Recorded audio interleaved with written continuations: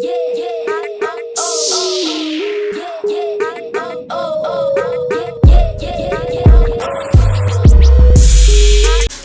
up? What's happening? What's popping? What's going on, everyone? Welcome back to another great episode of Simone with the Sports. I'm Simone, bringing you guys daily sports talk. So if you're new here, if you're old here, you haven't already subscribed to the channel yet, make sure you start what you're doing, leave a comment, subscribe, keep rocking with me.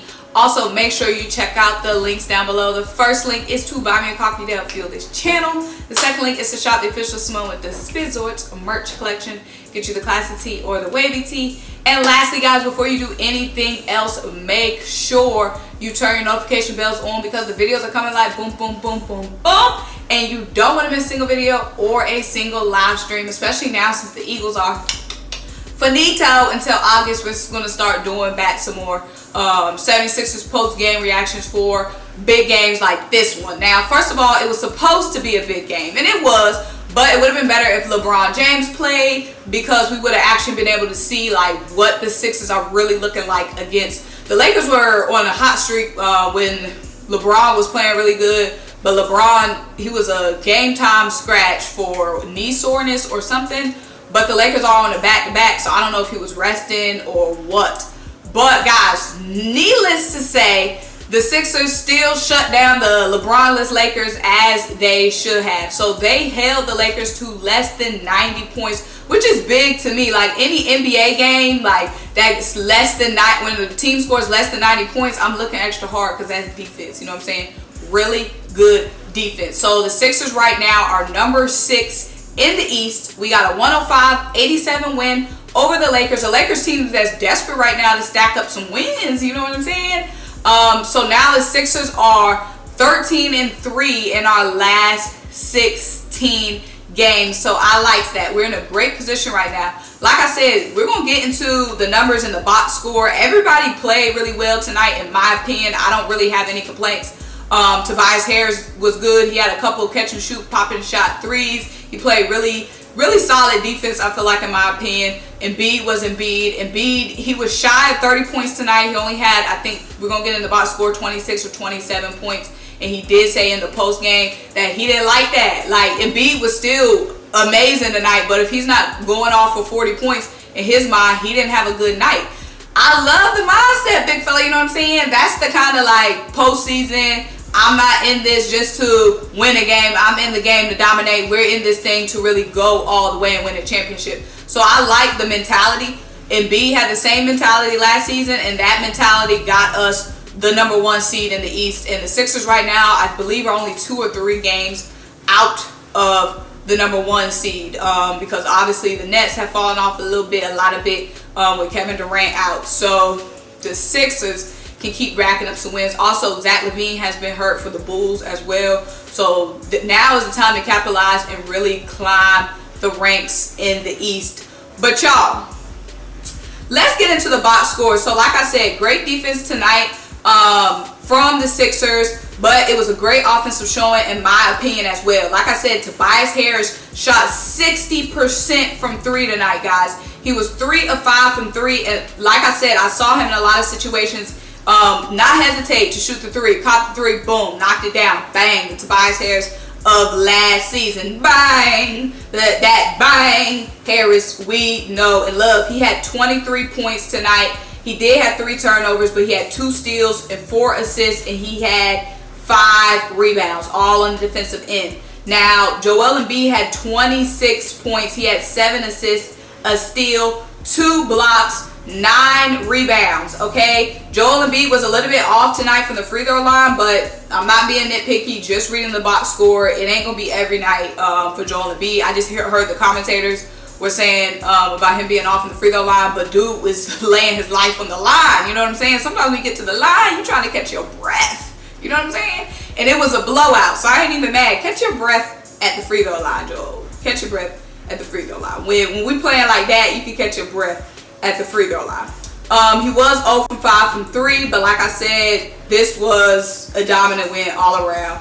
No complaints. Tyrese Maxey, 2 of 6 from 3. Now Tyrese did have some ugly shots, some ugly 3-point attempts, but again, we beat the Lakers by almost 20 points. It's not really much to nitpick on. And like I said, it's not. Sometimes I do want Tyrese to take some better shots. It was like at least one time where he was rushing the shot clock, plenty of time on the shot clock to set up the offense, but he jacked up a three that wasn't his shot. But again, it was kind of like, this was kind of like a garbage game. It started off close, but in the third quarter, the Sixers really took off. So Niang, though, y'all, he had 17 points, y'all. He had 3 rebounds. He shot 66% from 3. He was super wet tonight, y'all. 4 of 6 from 3. So he was definitely balling out. Andre Drummond, he didn't really do that much tonight. But those are the biggest highlights. And then our guy Danny Green, 15. He had 9 points for us tonight. He had 2 rebounds. Danny Green shot 43% from 3, 3 of 7 from 3. So a solid showing. But like I said, it was our defense really, in my opinion, and also the 3-point shooting from the team. So the team tonight shot 37% from 3. Like I said, it was about 3 bad looks, but not terrible. And then again, they couldn't do anything, of course, with Joel Embiid. So Joel Embiid was racking up a lot of fouls. He was getting double teamed, and I feel like those guys really did take advantage of those catch and shoot threes when Joel is double teamed and he can kick it out to a guy that's wide open and ready to shoot the 3. So that was definitely a factor in our 3 points. We shot 35 3-point attempts tonight. So let's talk about, on the flip side, the Lakers. Now, we all know the Lakers. The Lakers are a hot mess when LeBron James isn't in the game.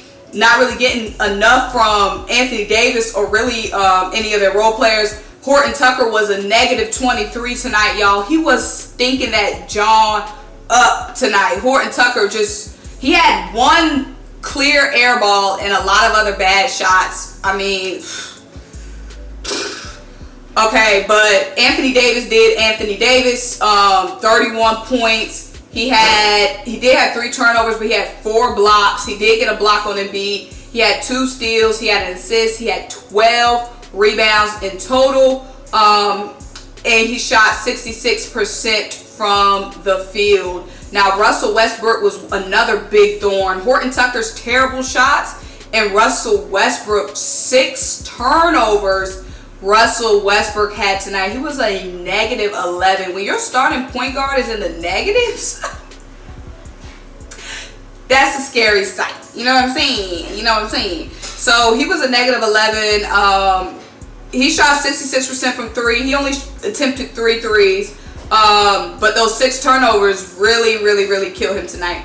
But yeah, they couldn't really get anything going. Austin Reeves played 22 minutes. That's a rookie for them, and he had 0 points. So he was out there for 22 minutes and didn't get 1 bucket. So you could just see the offensive struggles tonight that the Lakers had going on. But like I said, that's credit to that big defense from the Sixers. And like I said, the Sixers are rolling right now, guys. And honestly, I really want y'all to know, like, how far do you think this Sixers team can go? Because that's the biggest question I think that people have right now. That's why I really wanted to see what the Sixers look like against a fully loaded Lakers team, even with LeBron. But obviously, LeBron didn't play, so we didn't get to see like a litmus test, like how we look up against the fully loaded. I mean, how loaded are they even with LeBron, given their role players? But how well we play against a Lakers team with LeBron, but we didn't get to see that. So I'm kind of asking you guys, like, how far do you think, with no trades, do you think that the Sixers team can go? Like, how far in the postseason can we go? So test-wise, like, we have an easy game on Saturday against the Kings. I feel like we're going to roll right through the Kings. Then we have the Grizzlies on Monday. I feel like the Grizzlies are hot right now. So I guess that's our next biggest test, since we didn't get tested against LeBron.